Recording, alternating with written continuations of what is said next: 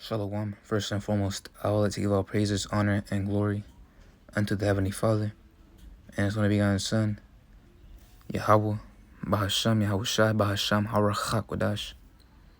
Alright, the bonus of the apostles and others, that great millstone who rule well, and taught us this 100% truth. Much peace and blessings be unto you, hopefully elect out to pushing out this word with all truth and sincerity. Alright, Shalom. This is going to be a quick video about the Lord loving us, Alright, the Lord does love us, if we're the elect. Alright, because the Lord's always been dealing with the elect. And you read about that in 1 Kings, when the prophet Elijah was crying out to the Lord. And the Lord told him, I have reserved 7,000 that should not bow down to the image of Baal. Alright, see, and the Lord's always been dealing with the elect. Alright? He ain't dealing with no 2/3. Alright, he ain't dealing with no Elam. He ain't dealing with no Moab. He ain't dealing with no Edomites. Sure, he's dealing with the heathens on the left-hand side, starting off with Esau Edom. Alright, and first and foremost, Esau Edom. Because they're in control of the whole earth right now. And they done ruled for 3 kingdoms straight. You get it? 3 kingdoms straight. And ultimately, it's technically 2 kingdoms, since America is basically an extension of the Roman Empire. But really think about it, man. This damn devil has been ruling for so long. That's why the Lord's only dealing with these heathens on the left-hand side. Why? Alright, to bring about prophecy.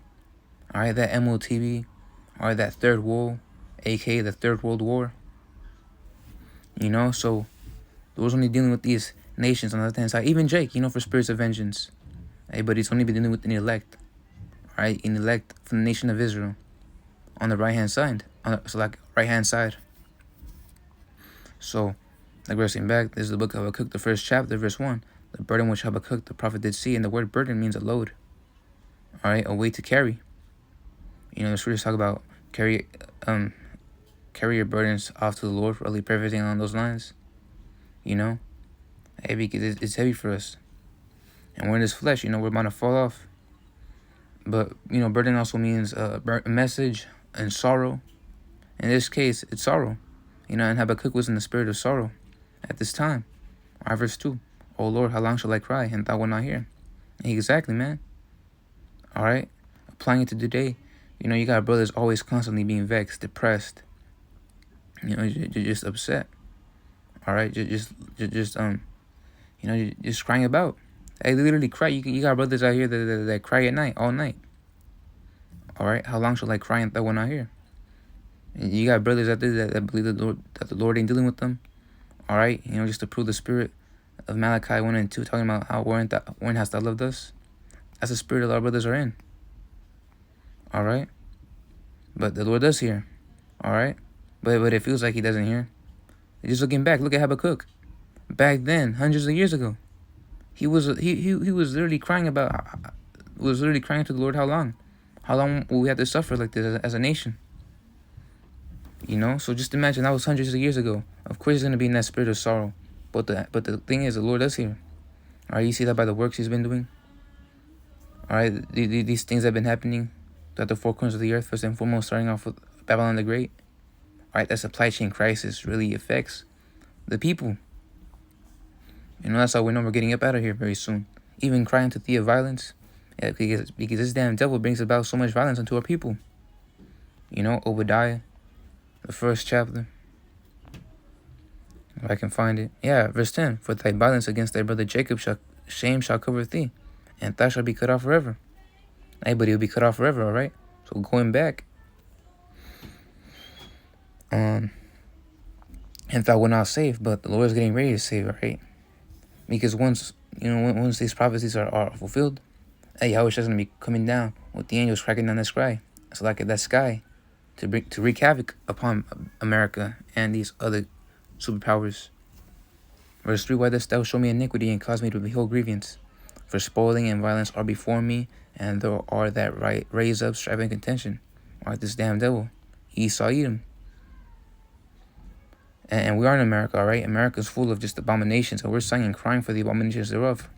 We want to get up. We want to get up out of here, because not only are we in this flesh, which in this flesh, you're about to go off, but we're surrounded by pure wickedness.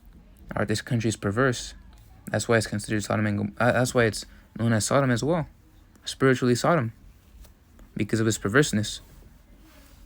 So we're constantly surrounded by all this wickedness, and it's just pure hell. All right. So verse 4, therefore the law is slacked, and judgment does never go forth. Hey, man. All right. True judgment never goes forth. All right. The laws of this current queendom, that bugged out, All right. Esau don't even go by his own constitution. He enacts a certain law which contradicts the previous law.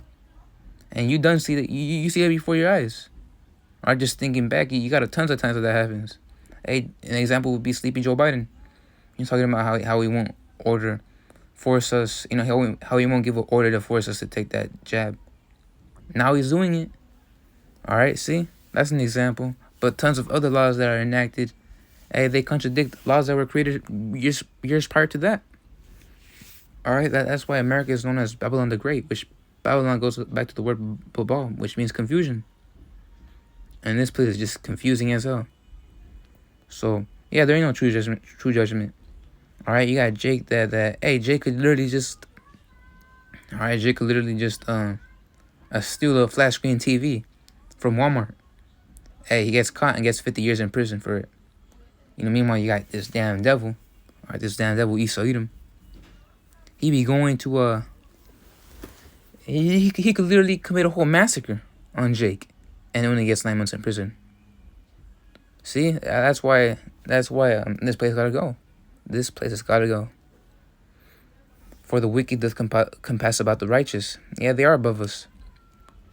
And first and foremost, Esau Edom, right? Because they're the border of wickedness. Therefore, wrong judgment proceedeth. Behold, ye among the heathen. And so like going back. That's why we get upset and feel like the Lord ain't dealing with us, but He is. So verse 5, behold, ye among the heathen. All right, behold ye among the heathen, and regard. And this is the Lord speaking to Habakkuk. And who's among the heathen? Applying it to today? All right, we are. All right? Because the elect is primarily in Babylon the Great. And Babylon the Great consists of heathens, together as a so-called nation. All right? And also the Israelite foreigners scattered abroad. All right, you got brothers out in Tanzania. All right, Germany, Russia, Australia, just to name a few. And we're all over, GMS is global. And I ain't GMS, I'm a follower of it. All right, but digressing back, and America is actually known as a great melting pot. All right, so you see, the Lord's really talking, applying it to today. The Lord's speaking to us. Behold ye among the heathen, and regard meaning to consider, and wonder marvelously. For I will work a work in your days which you will not believe, though it be told you, which, of course, the elect are going to have the spirit to understand these things. All right, we will believe, as a part, you have to really retain that hope to be delivered. Right? You don't want to be like that one guy that gets tossed and turned, like a wave. All right? Like it says in James, the 1st chapter. We do believe, but this really is talking about the heathens and these 2/3. All right? Because we're constantly telling you out on the highways and hedges and by way of these lessons that are going to be delivered by way of chariots, all right? So-called UFOs. All right, we're telling you that this place is about to go down by way of fire. We're telling you these various things that you guys only want to consider. All the stuff we done told you, hey, they already come to pass. Yet you still don't consider. What you would not believe, though, be told you, see? So anyways, if you really think about it, because the Lord loves us, All right, He loves the elect. So if you really think about it, it's really the Lord speaking to us saying, hey, to consider. Because I will deliver you. All right? I will keep you fed in the famine. All right? I will preserve you. I will give you women. All right? These various things. I will give you a kingdom. For it is my good pleasure. All right? See, I will deliver you. I will do all these things, That's the Lord speaking into us. And the Lord's about to make it known who are His chosen. When that great tribulation really hits the climax, All right? Because you're going to have people who just bugging now, killing each other left and right. All right, that supply chain crisis is only going to get worse. All right, this is the book of Lamentations, I believe the 4th chapter. All right, verse 9. They that be slain with the sword are better than they that be slain with hunger. For these pine away, stricken through for one of the fruits of the field. Hey, because there's gonna be a little shortage in food. All right, and doesn't necessarily mean we're gonna run out of food as a whole. Of course, we're gonna have it. It just means that, that by way of a lack of production, it's gonna be on high demand, and by that you're gonna have hyperinflation. All right, and a lot of these people don't have enough money to waste $100 on chicken or whatever, on steak. Because it's only gonna get worse. So these people are literally gonna start killing each other left and right. Hey, they should have no pity upon their neighbor. They're literally gonna invade one another and steal their goods. All right, for the lack of bread. All right, the Lord's gonna make it known to you, to the world, who are His chosen. All right, the scriptures talk about how the Lord's gonna keep His fed. My servant shall eat. And not only that, hey, but these people, these men, there's gonna be a shortage of men as well. All right, they're all gonna die in that war. In that war, are they gonna be drafted in? All right, but we're not. All right, Isaiah the 65th chapter, verse 13. Therefore, thus saith the Lord Yahweh: Behold, my servant shall eat, but ye shall be hungry. Behold, my servant shall drink, but ye shall be thirsty. Behold, my servant shall rejoice, but ye shall be ashamed. All right, and we won't fear in that time. All right, Job the 5th chapter goes into that neatly.